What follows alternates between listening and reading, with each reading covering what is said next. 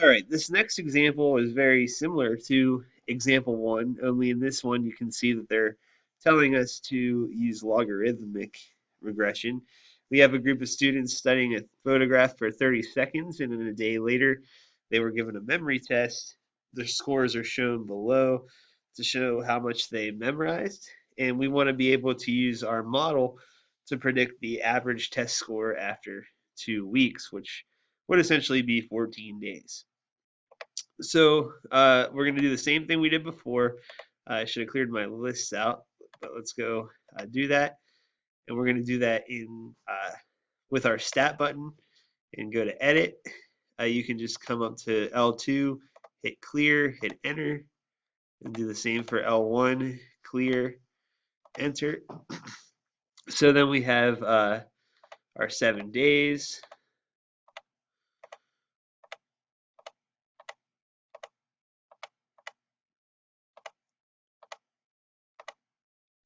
And we have our values. So 72.3,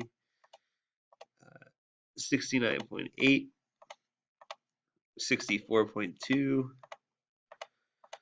62.9, 61.3, 60.5, and 58.3. So then we have our data entered, and now we're going to want to do the same thing we did to model these before. Let's go ahead and quit this mode, so second mode, and instead of exponential regression, we're going to put in linear regret or logarithmic regression. So when you go to stat calc and you go down, this ln looks very similar to linreg, but we want lnreg for logarithms, natural logs. So we're going to hit 9. And then again, we'll put in L1, L2, and our variable. So vars, y vars function, and that's going to put our model in for us. So when we go to y equals, you can see we have 73 plus negative 7.31 times ln of x. As you can see there, we have that same thing here. So let's go ahead and write that down for our model. Y equals, and a was about 73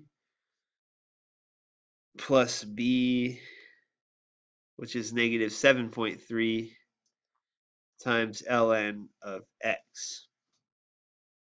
So then we also put that into our y, so we should be able to look at our graph and see how that looks. So let's zoom stat so we can see what that looks like.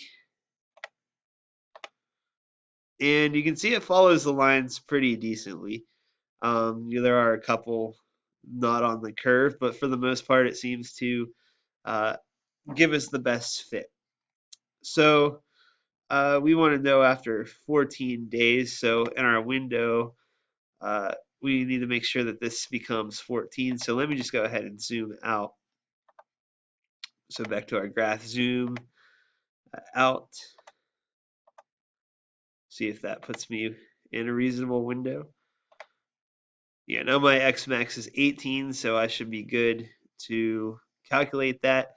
So if I get a second calc value, and I want to know for 14 days, it's going to tell me 53.8 should be the score I expect. So y equals 53.8.